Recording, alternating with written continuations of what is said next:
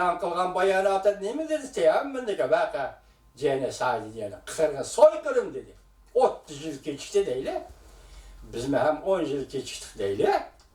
Şu vakitte Ürümçi'de yüz bergen inkılap, renglik inkılap. Çünkü sakçılar kol işletti, belki Uygurlar kol yandırgan bu işi mümkün. Bir yerde çok yapıyor.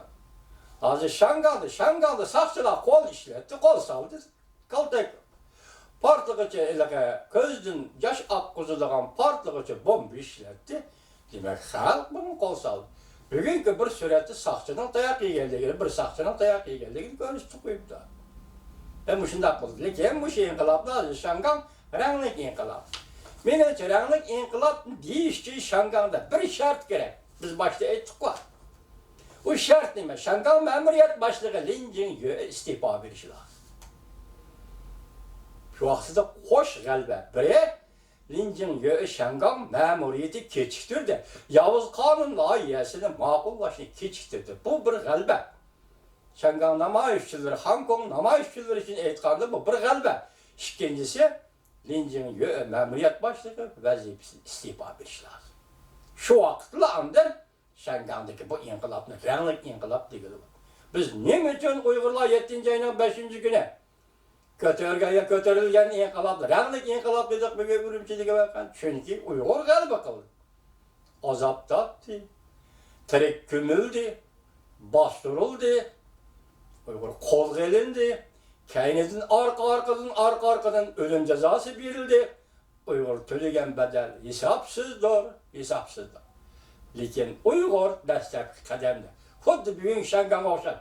Destek kademde. Galba kıldı 7. ayının 5. günü zikranlık inkılap arkalı müstabit savatsız Karakosak gubernatör Vanlı Üçüven'le taxtın düşerdi.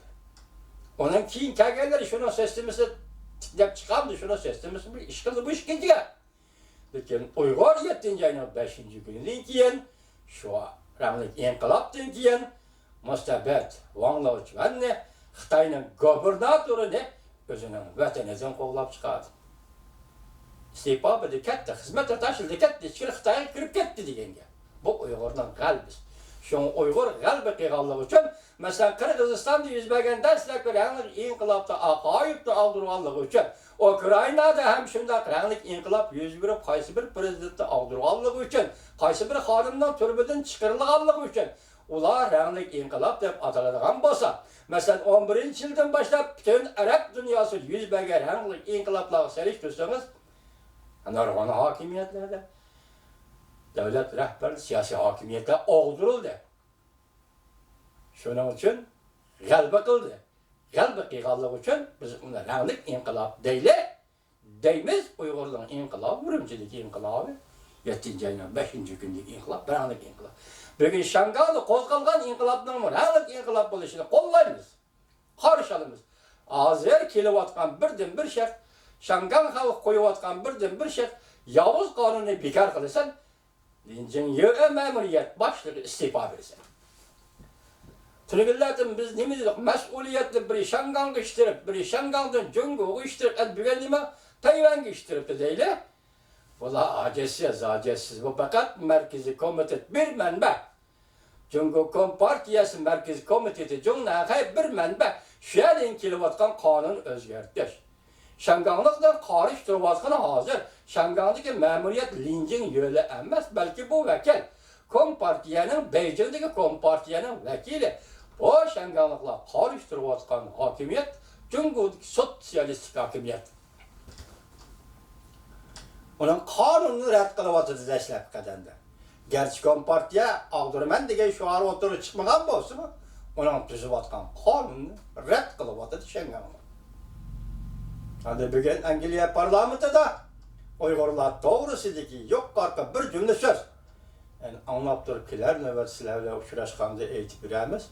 Bir cümle söz. 1933 yıldan başlanğadır o sabık Germaniyadaki. Şu anki Germaniyadaki Natsiyaslar hareketi yığıveliş lageri, o peyda kılan yığıveliş lageri bugün Şincan'da peyda kılınğan, Müstemlik Uyguristan'da peyda kılınğan yığıveliş lageri okşar. Demek bu baha verildi. Şinjan Uygur Abdunum rayonida, Mustamlika Uyguristan'da kurulgan Xitay kurup algan jaza lagerleri aynı vakti gittir. Her kaysı jaylarda, Polşa'da ve başka yerde kurulan jaza lagerlerine okşar. Bununda da halkara cemiyetinin ağzından muş çıkan iken, muş gep değilgen iken, karakteri muşunda bikitilgen iken, buna halkara cemiyet cevap verir. Yani halkara cemiyet bir taraf kılış için kadem taşlaydı. Bugünkü lüksiyerlerimiz müşiye geçiyor, hürmetlik vatandaş. Ende vaziyetten terakkiyata karab durumuz ana. Başta eğitipti govin günümü depti. Lincinyo istifa verirsen.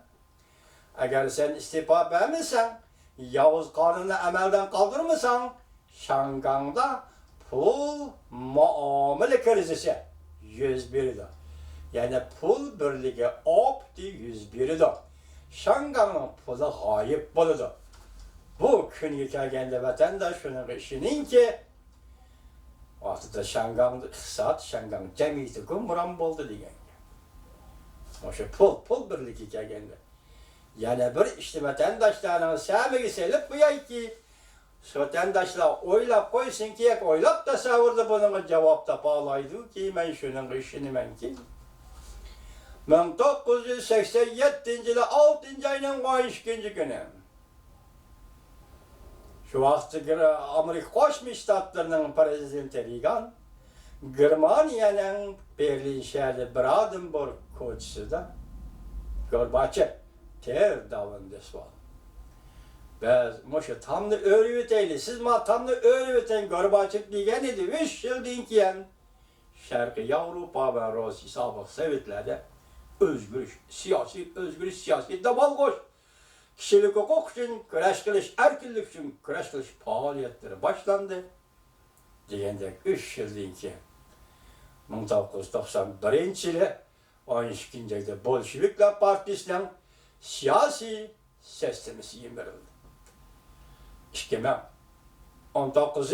yıl 6. ayının 12. günü Amerika Koşmuş Ştatlarının prezidenti Trump Şangang'da 1 milyon kişilik namayişini gördü.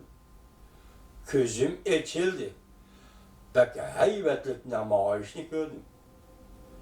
Cumhur bilen Şangang hükümetinin birleşip bu yerde oturup çıkıvatkan meselelerini hal kılışını ümit kılıyorum.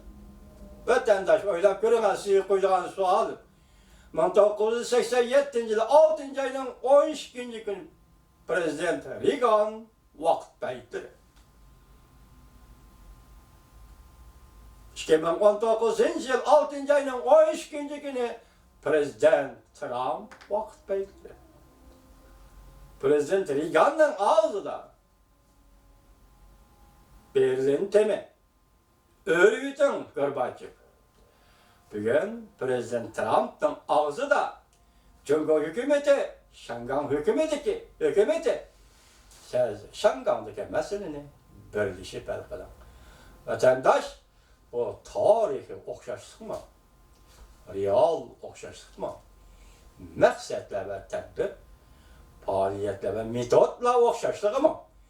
Ya ki tasadifi okşaşlık mı? Ben sizge sual koydum hürmetlik vatandaş. Öyle bakın. 6. ayının 12. günü.